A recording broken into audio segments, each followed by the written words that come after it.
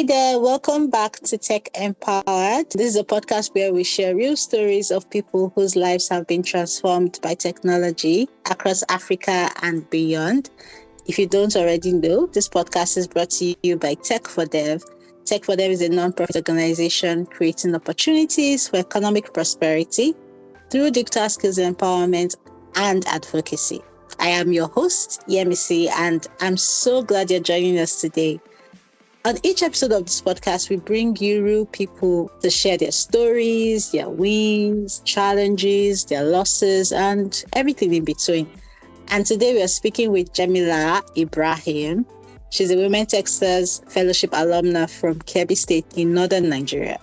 Jemila studied environmental science but found her passion in tech. So from studying environmental science to working as a front-end developer at one of the top banks in Nigeria today, we're going to hear all about Jemila's story, and I can't wait for you guys to meet her. So we'll hear how she made that transition, challenges she faced along the way, and everything in between. So sit back, relax, and let's dive into the conversation for today. Hi, Jemila. Thank you so much for joining us. Hello, Yemisi. Thank you for having me. Awesome. I'm excited to have this conversation with you. So let's start from the beginning. Can you start by telling us about yourself, your background? Who is Jemila? I mean, you're from Kebbi State. Did you grow up in Kebbi? What was that growing up like for you? Okay, so I would first respond to that question. I actually didn't grow up in Kebbi. I grew up in Abuja. So I was born in Kaduna, and eventually, because of the kind of job my dad did, we moved to Abuja. So I grew up in Abuja. I lived in Abuja. My whole family are based in Abuja. So it was more like, we go home for, festive celebrations and the rest. But I was basically in Abuja. Where in Kaduna were you born? I was born in Kaduna too. That's what I'm asking. So I was born in Air Force Base, the hospital, the military hospital there. Oh, 44. Yeah, exactly. Oh, interesting. You really know Kaduna. Right. Yeah. Oh, yeah. I grew up in Kaduna. So, So I only went to, I think my first time leaving Kaduna was when I went to university. Yeah, oh, wow, so that's my life, primary school, secondary school was in Kaduna. Yeah. Awesome. About Jemila, apart from my technical part, my career introduction, Jemila is just a simple, playful person. I'm a front-end developer. I love tech. I'm a tech enthusiast. I am very curious. I have a very curious mind. I don't even know, and I actually genuinely believe in creating impact through code and through community. My growing up in Abuja was quite peaceful.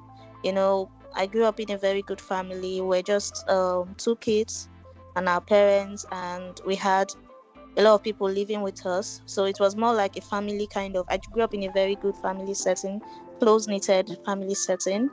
And it was more of, a kind of place where everybody is surrounded by culture, family, warmth, and my dad was luckily a computer engineer. So I saw the interest in computer from there, but it was different from, basically what I'm experiencing now as an adult. Interesting. Thank you so much for sharing that glimpse. Okay, so you mentioned something. You said it's different from what you're experiencing now as an adult. Do you want to talk a bit more about that? Okay. So thank God you grew up in Kaduna, so you understand staying in the north, growing up in the north, and moving to Lagos. It's something else. Like, it's a whole different change and a whole lot of culture shock.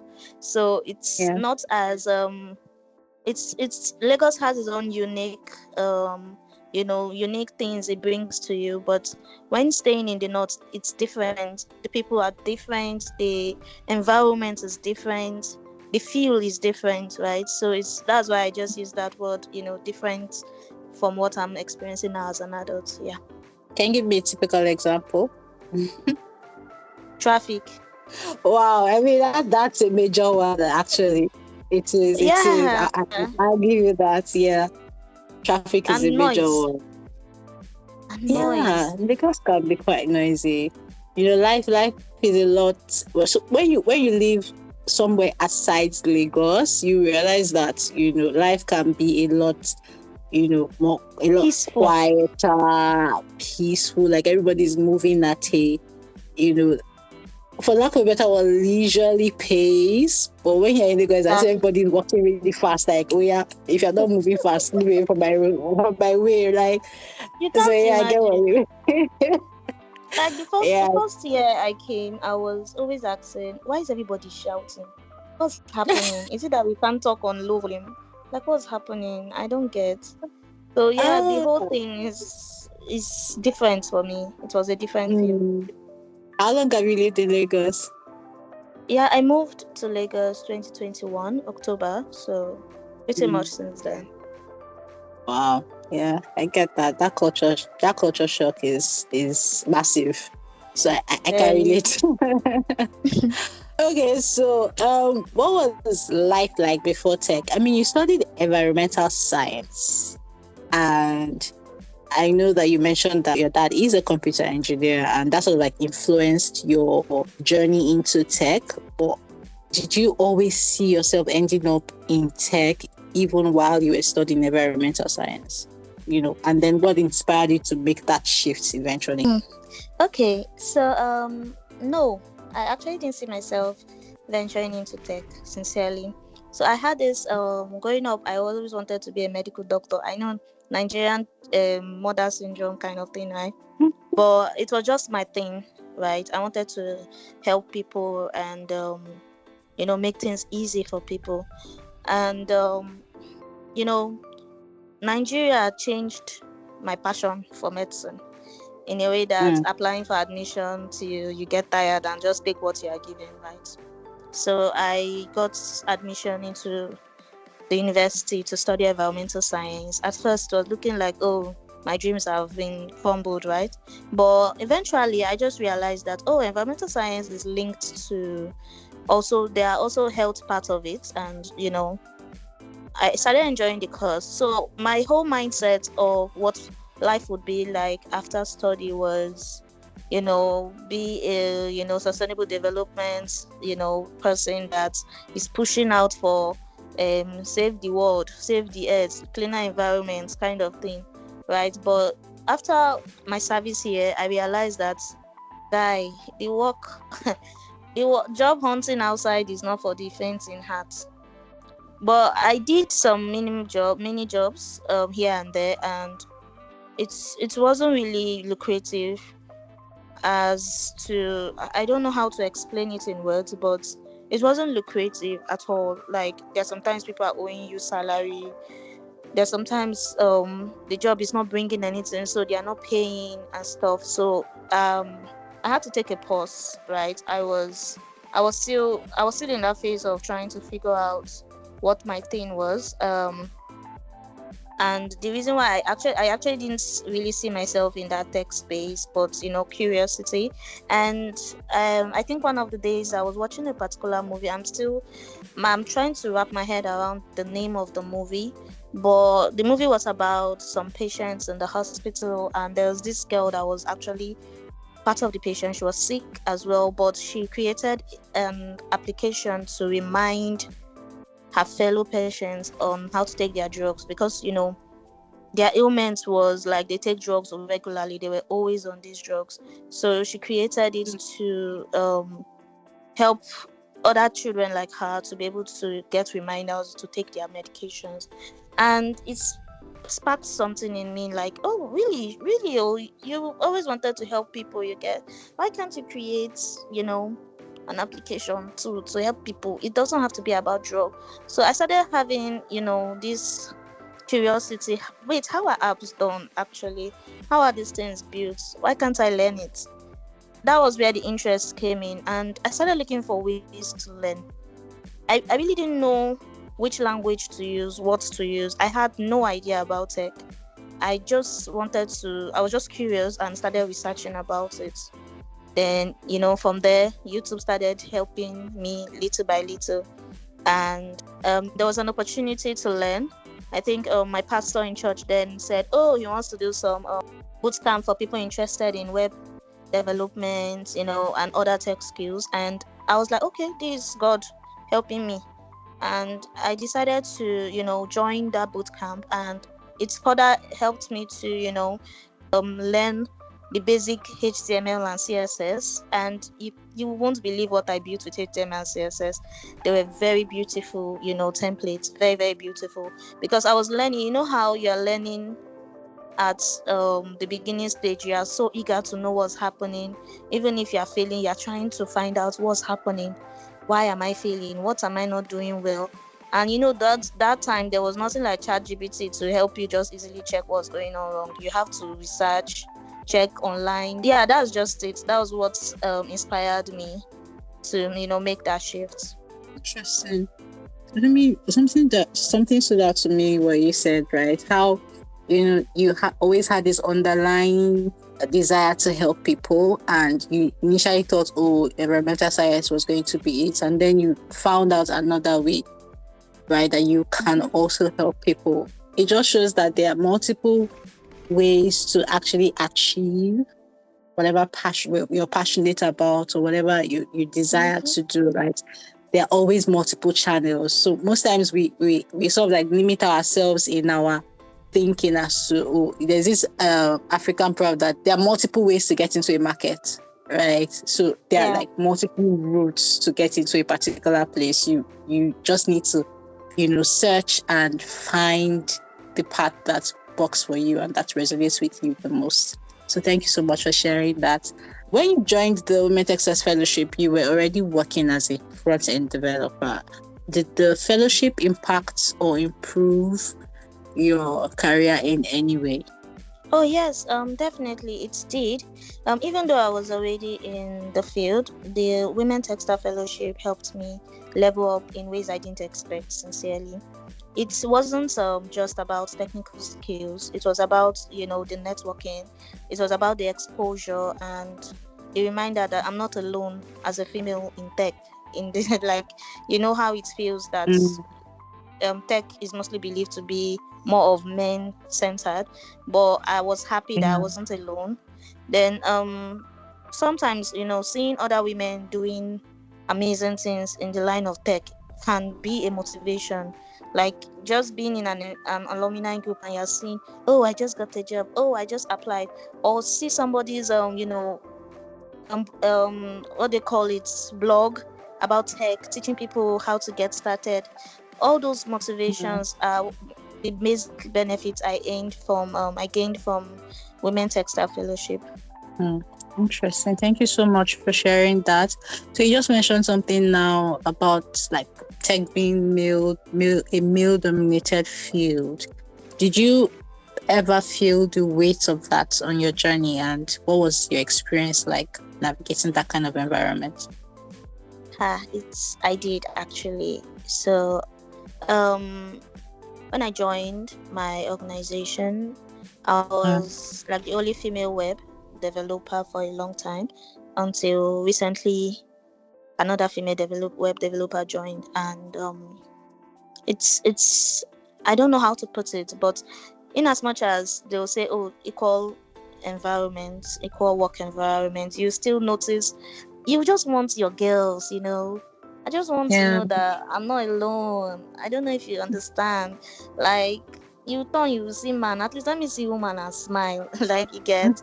So it's aside the fact that sometimes there's this whole men are believed to do more than ladies and stuff. There's still some people that believe in that stereotype, but for me, my angle was I just needed my girl.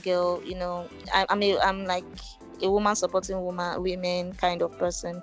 So yeah, it's now the gap is closing a bit because I'm beginning to meet more people in my space that are ladies and doing good. Yeah.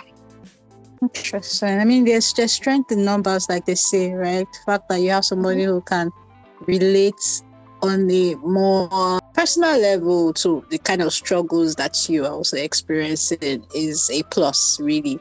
So yeah, I get Yeah, what you mean. yeah. So are there like practical ways that you've been able to navigate? I mean, you worked with men for like a long time. Are there practical ways are you able to navigate that kind of environment? Mm, um, I don't think there's a particular way, so I can just speak from my own perspective. So the practical way I used is basically collaborating. I Mm, collaborated with these people, make them friends. They are cool guys, like sincerely. Like the people I work with are actually very cool. They're my friends, like my buddies. But mm, I try to understand, working with people, you have to understand those people. Like we don't all think alike, but yeah. everybody mean well. For the purpose of the job, you have to collaborate, right? Of course, a lot of us put on our CV, we are team, we do teamwork, I be team bond, we are good team Mhm, players. Oh yeah, do the mm, good team players in your office too now. So all those things matters. So you can easily navigate an office environment that is male dominated when you have people that understand you. You can't understand someone if you don't befriend them. Now, I'm not saying besties kind of befriending, like casual friends, like we're colleagues, let's be friends, understand these people. It's easier to approach someone you know than to approach someone that you don't know. I don't know if you get. mm, So yeah. I'm working with someone and I should be able to, oh, I'm having an issue with this, and the person is able to help.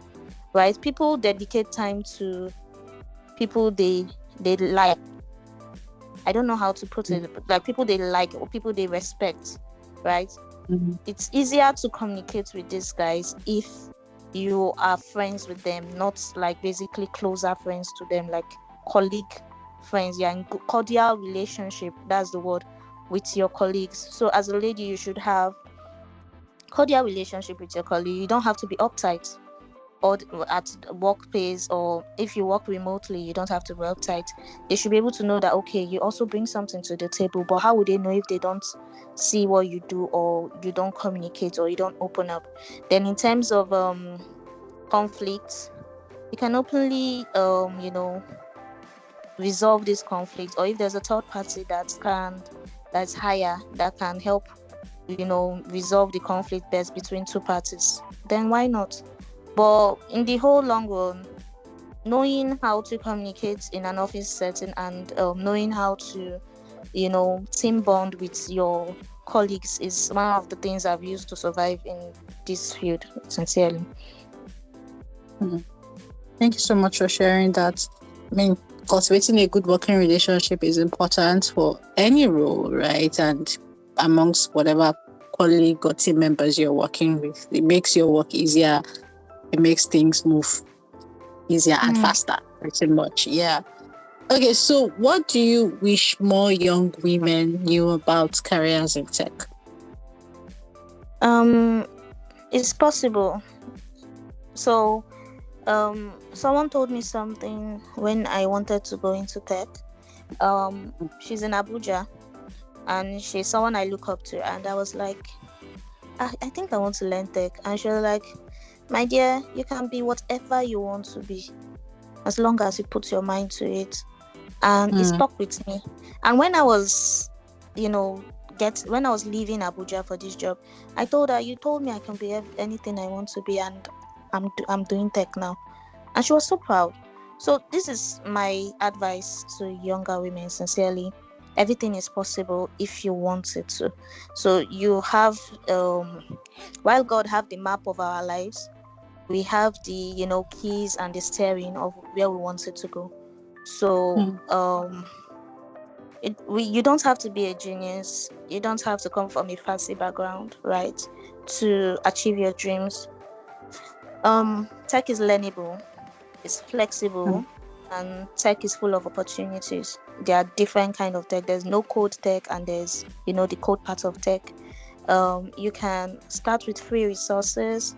You can join communities like Tech4Dev, and you can grow at your own pace, right? representation matters, and I actually want them to know that if I can do it, you can do it. Why not? Oh, yeah. Thank you so much for sharing that. I mean, you can be anything you want to be as long as you put your mind to it. Is very, very solid and profound advice that anybody needs at any stage of their lives, right? Even if you're thinking about your next step, you can actually be whatever you want to be as long as you are ready to put in the work. Thank you so much for sharing that. Thank you so much, Jemila, for your time today. I really enjoyed our conversation. Thank you. So that brings us to the end of another incredible episode. Thank you so much for sharing your journey with us, Jemila. I have learned a lot from this session, and I am sure our listeners learned something too. So whether you're looking to learn, upskill, or make a complete transition, just start from where you are. You will eventually get it right, and someday you will grow into the version of yourself you always dreamt about. And just knowing at the back of your mind that there are multiple ways to achieve whatever goal or dream that you have. It doesn't have to be a one-size-fits-all.